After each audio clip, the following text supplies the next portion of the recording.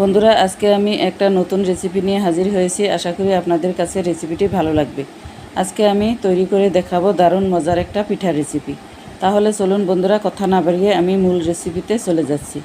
তার আগে বলছি, প্লিজ বন্ধুরা, ভিডিওটি দেখার শুরুতে একটা লাইক দিয়ে পুরো ভিডিওটা দেখার অনুরোধ রইল। আর চ্যানেলটি সাবস্ক্রাইব করতে ভুলবেন না কিন্তু। এই পিঠাগুলো আপনারা চাইলে এক সপ্তাহ পর্যন্ত ঘরে সংরক্ষণ করে রেখে খেতে পারবেন। আজকের রেসিপির জন্য প্রথমে নিয়ে নিচ্ছি একটা মিক্সিং বোল। তারপর নিয়ে নিচ্ছি একটি ডিম ফাটিয়ে। যদি আপনারা ফ্রিজে রাখা ডিম নেন তাহলে 1 ঘন্টা অথবা আধা ঘন্টা আগে বের করে রাখবেন। তারপর দিয়ে দিচ্ছি 1/3 কাপ চিনির গুঁড়া, আর দিয়ে দিচ্ছি স্বাদমতো লবণ, আর দিয়ে দিচ্ছি রিফাইন তেল 2 টেবিল চামচ।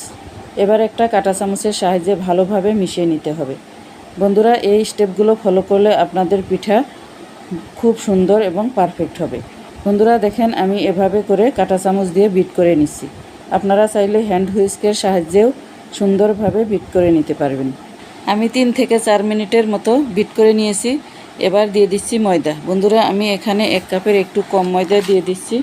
তারপর দিয়ে দিচ্ছি 2 চা চামচ বেকিং পাউডার, আর যদি বেকিং সোডা দেন তাহলে 1 চা চামচ দিবেন। তারপর কাঁটা চামচের সাহায্যে আবারও ভালো করে মিশিয়ে নিচ্ছি। 1 কাপের একটু কম ময়দা দিয়েছি, যদি লাগে পরে দিব। বন্ধুরা, কিছুক্ষণ মিশিয়ে নেওয়ার পর আমি এটাকে রেস্টে রেখে দিব 5 মিনিটের জন্য। 5 মিনিট রেস্টে রাখার পর এটা সেট হয়ে যাবে। আমি একটু তুলে দেখাচ্ছি কতটুকু আঠালো আর সুন্দর হয়েছে। এখন আমি ঢাকনা দিয়ে ঢেকে রাখবো 5 মিনিটের জন্য। আমি 5 মিনিট পর ফিরে এসে দেখাচ্ছি। দেখুন বন্ধুরা, কতটা শক্ত আর একটু টাইটও হয়ে গিয়েছে। অনেকটা নরম ছিল, এখন কিন্তু অনেকটা সুন্দর হয়েছে। এখন আমি হাতের মধ্যে তেল লাগিয়ে নিব। আপনারা চাইলে এই নাস্তা বা কেক পিঠাগুলো একটা মেজারমেন্ট চামচ দিয়ে মেপে তারপর এভাবে করে পিঠাগুলো বানিয়ে নিতে পারেন।